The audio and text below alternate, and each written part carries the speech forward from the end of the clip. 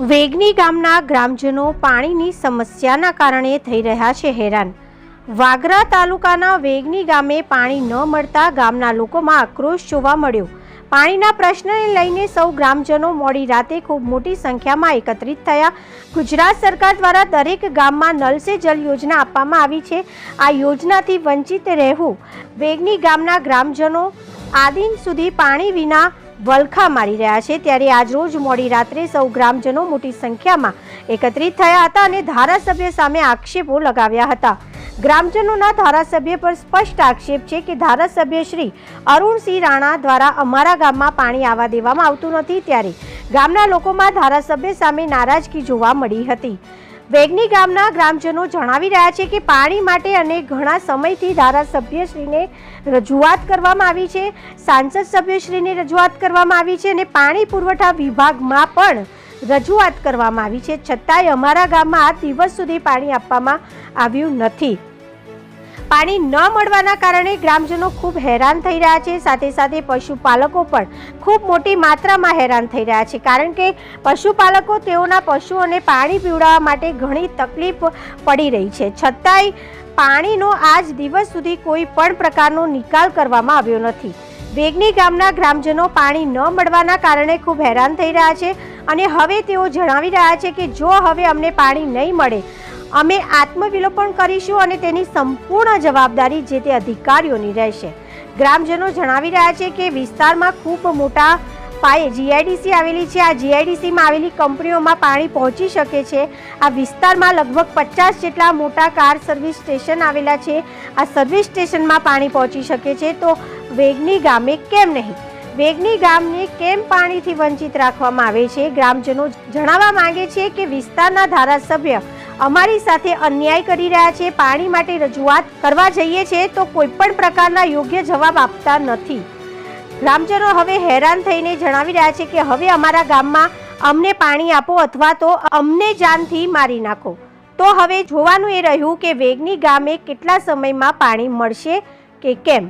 Reporter Mehul Parmar, BN news Gujarati, દહેજ। જ્યારે sir અહીંયા 1 કલાકમાં પાણી મળી શકે એવું છે તો અમે શા માટે 1 મહિનામાં તે રાહ જોઈએ? સાહેબ શ્રી છેલ્લા જણાવી રહ્યા છે કે 1 મહિનામાં તમારું નિરાકરણ આવશે।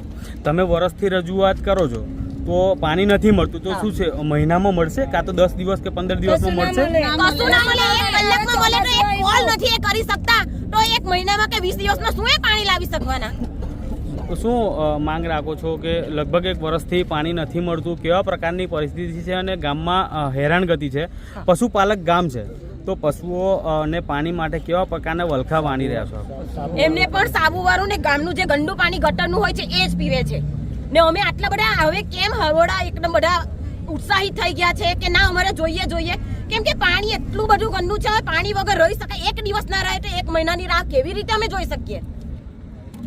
એક ડ્રિલિંગ કરવાનું છે, બીજું કંઈ જ નથી કરવાનું। તે લોકો અરજીઓ આપે છે, પોલીસ સ્ટેશનમાં જાણ કરે છે, બધે જ કરે છે, બરાબર છે, પણ એવું નહીં કહેતા કે તમે કલાક, હા તમે 1 કલાક ઉભા રહો, 2 કલાક કલાકનું કામ છે, 1 કલાકમાં ખાલી અમને અડધો કલાક ખાલી આપો। આ મશીન લાવ્યા તે કે પોલીસ સ્ટેશન લઈ ગયા, બધે લઈ ગયા, એનો પ્રશ્ન શું છે? અમે ઘરના પૈસા ખોઈએ છે, કોઈ અમને ગ્રાન્ટ નથી આપી। હું પંચાયતનો સભ્ય છું, બધા મારા વોર્ડના લોકો મને પૂછે છે ને મને ગાળ આપે છે। બોલો, સરપંચ પાસે જાય છે, અમે ઘરના પૈસા લાખીને કરવા માંગીએ, સરપંચને ગાળો દેવા આવે, સરપંચને છોડીએ તો બીજા કોને છોડીએ? કરેલ છે લેખિત માગણી કરેલી છે। છેલ્લા 15 વર્ષથી હું સરપંચ હતો ત્યારે સોજલ તળાવની પાઇપલાઇન લખાઈ હતી, તેની 1 પાઇપ નથી મળી। રૈયા ચોકડીથી વેંગની સુધી એક પાઇપ નથી મળી। સરકારશ્રી આજે જલ સે નળ યોજના જે આપેલી છે તો તેનો તમે લાભ લીધેલો છે? ના, નથી આપ્યો, કોઈ નથી આપ્યો। પંચાયતના લેટર પેડ પર તમે બધું તમે અમે જૂના બધા રેકોર્ડ ઉઠાવીશું તો બધું જ તમને જણાવવામાં આવશે। તમે જે પાણીના જે પ્રાણ પ્રશ્ન છે, જે જીવન જરૂરિયાત પ્રથમ જરૂરિયાત તમારી જે છે તેના માટે તમે લેખિતમાં કલેક્ટર શ્રી, જિલ્લા વિકાસ અધિકારી બધાને જ આપેલું છે, તમે આપેલ છે? બધાને જ આપેલું છે। કેટલા સમયથી આપેલ છે? એ છેલ્લા 15 વર્ષથી આપીને થાકેલા છે, ત્યારે આજે આ પ્રશ્ન આવેલો છે. જાતે આવવું પડ્યું ને જાતે ગામના બૈરા છોકરા લઈને અત્યારે જાતે રોડ પર ઉભા રહ્યા અમે. 15 વર્ષથી તમે જ્યારે આ પ્રશ્ન માટે જ્યારે ઝઝુમી રહેલા છો ત્યારે તમને સરકારશ્રી દ્વારા કોઈક લેખિતમાં જવાબ મળેલ છે? કોઈ નથી મળેલ. તો હવે આગળની રણનીતિ તમારી શું રહેશે? અત્યારે અમે પોતાના ખર્ચે લાઈન રાખીએ છીએ, બધું કરીએ છીએ. અમને ખાલી આ પંચિંગ બી થઈ ગયું છે, ખાલી હોલ ડ્રિલિંગ કરવાનું છે, મશીન બી લાવ્યા છે. લોકોના કહેવાથી ને કરવાથી લોકો ડ્રિલિંગ કરવા દેતા નથી. ઉપરથી પ્રેશર આપે છે, પોલીસ સ્ટેશન ને બધે જ આપે છે. મશીન જપ્ત મશીન જપ્ત કરવા આવેલા છે, એટલે આ આંદોલન ચાલે. આ તમે જે પંચિંગ વાળી વાત કરો છો તે કોના કહેવાથી તમને પંચિંગ નથી મારવા દેતા? તે કઈ એ કોઈ અમને કોઈ કહેતું જ નથી કે કોના કહેવાથી નથી. ઇન્દ્રજીત ચાવડાને વિરુ ચાવડાને કહેવાથી લાગે છે એવું કે પ્રશાસન હવે પોલીસને આગળ કરી રહ્યું હોય? હા, લાગે છે. પોલીસને આગળ કરીને આમ જનતાનો અવાજ દબાવવા માંગતું હોય. તમે જે લાઈન પંચિંગ કરવા માંગો છો તે ગવર્મેન્ટની લાઈન છે કે પછી જીઆઈડીસી અમે કીધું છે જીઆઈડીસી ને પણ તમે અમને પાણી આપો, મીટર મૂકો, તમારે જે એનો ચાર્જ થશે તે અમે આપવા તૈયાર છે. તો જીઆઈડીસી માં તમે લેખિત રજૂઆત કરેલ છે કે મૌખિક મૌખિક રજૂઆત કરેલ છે? તો તમે લેખિત રજૂઆત કરી સભ્ય તરીકે કરેલ છે? ના, કરવાની બાકી છે હજુ, પણ એ લોકો કહે છે કે તમે લાઈન ને એ બધું ચેક કરો પછી અમે કરીશું મળી જાતે. જાણવા એવું મળી રહેલું છે કે તમારા ગામ પ્રત્યે કોઈ અસામાજિક તત્વો મતલબ કે આ કામ થવા નહીં રહ્યા? બરાબર છે, બરાબર છે. કોણ છે સામાજિક તત્વો? એ હવે આપણને તો ખબર નથી. પોલીસ પ્રશાસન કે જે પ્રેશર કરે છે, જેની પર પ્રેશર થાય છે તે નામ નથી હાલતા. તમારા ગામની વસ્તી કેટલી છે? 1000 માણસની વસ્તી છે, નાના છોકરા બધા હંગાતે, ને 2000 થી 3000 પશુઓ છે.